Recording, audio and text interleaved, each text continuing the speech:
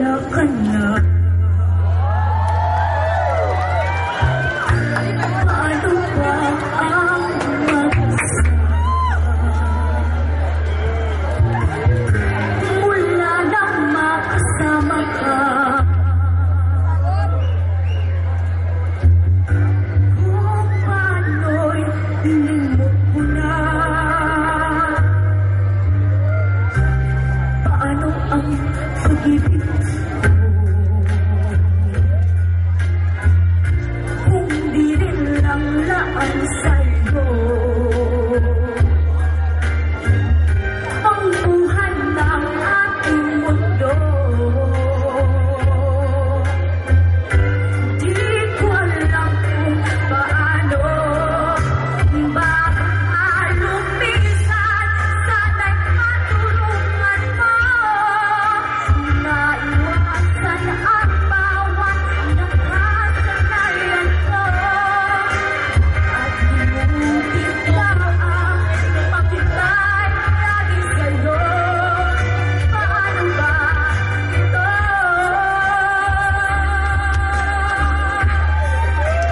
O kahit ang bagay na hindi na alam. Tulad ng pagbubuhat sa'yo ay magtanda. Kahit maliwanag na gusto kong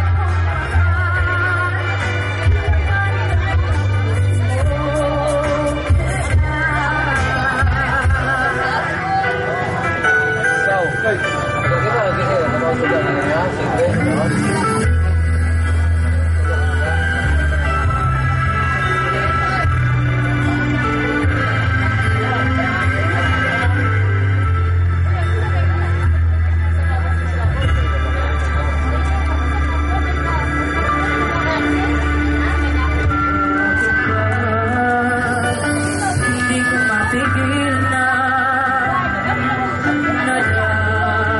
nadalaman ng puso ko. Kahit pa alam ko kailang iba ay di ba rin nagbabago ang damdamin ko. Kaya ko iyan ang lahat sa'yo. Kahit ako'y di mo gusto, nais lang na minsan makapiling ka. At minsa'y madama na aking kahit sandali. Pag-ibig mo sana'y maramdaman.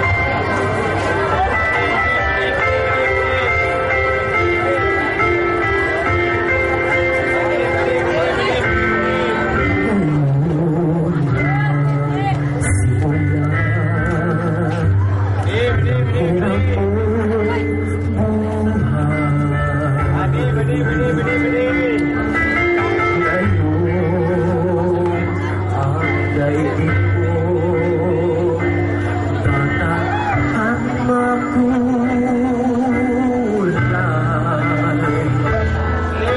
Ngayon kukulit ko ng dapat mahusay. Bawat saglit at sandali, magsikap ka magpunyali, mag-ingara bawat balik.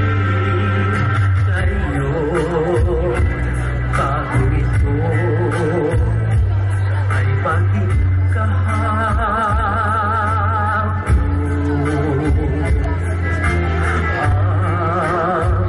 Ang pagkakataon, sana'y huwag itapon.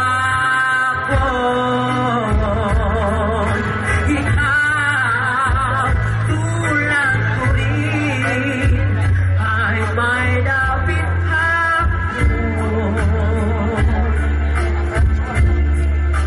Bakit ay papalikod sa nagdaan bawat ngayon? Nasayang lang ang panahon. Ikuling ko kahapoy wari, managinip lang. Ang bukas pakitang inyakan ay sa isip lang. Bawat ngayon ko sa'yo ay aking sulat. Ay ganda ng buhay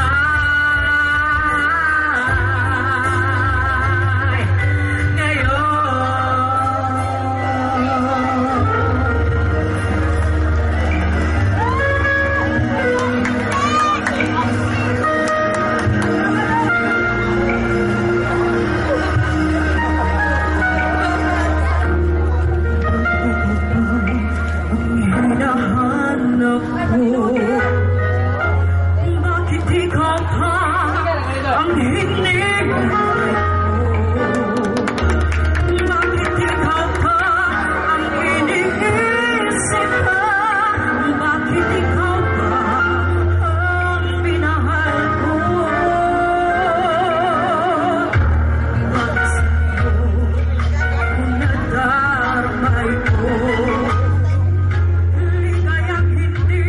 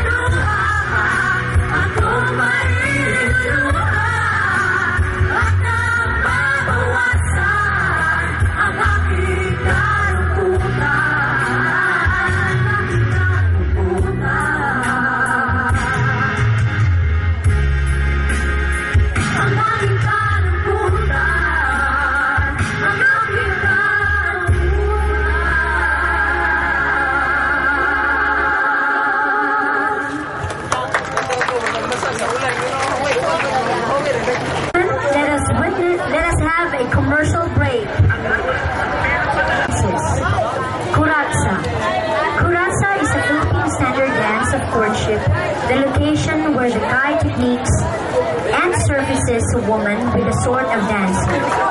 The kuratsa is actually remarkably popular with its Visayan man and woman, especially this Waray man and woman of the Western Visayas region of the Philippines.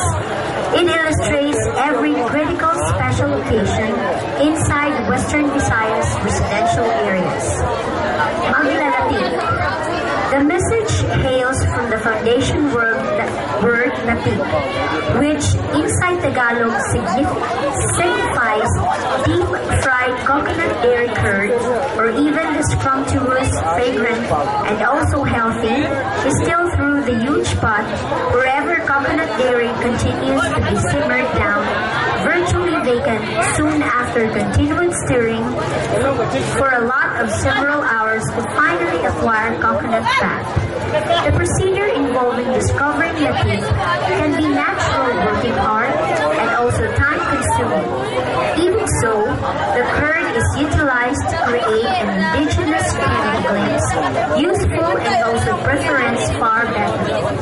Therefore, this has motivated choreographers through the days of the past from the Philippines to get some sort of dance type called maglalati, or even widely translated to those exactly who beat half coconut bacon shells, although grooving having defeated percussion, or even linen new music from the qualifications. Kuradang. Kuradang is a lively festival dance performed during fiestas, wedding, baptismal, parties, and other occasions that call for a celebration. The kuradang could have been derived from the archaic Waray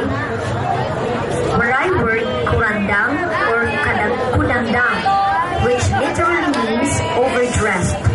The term is probably descriptive to showy dancers of the olden days. Kalatong is a rural dance that is named after the 3-foot bamboo object that the dancers wear around their necks and waists.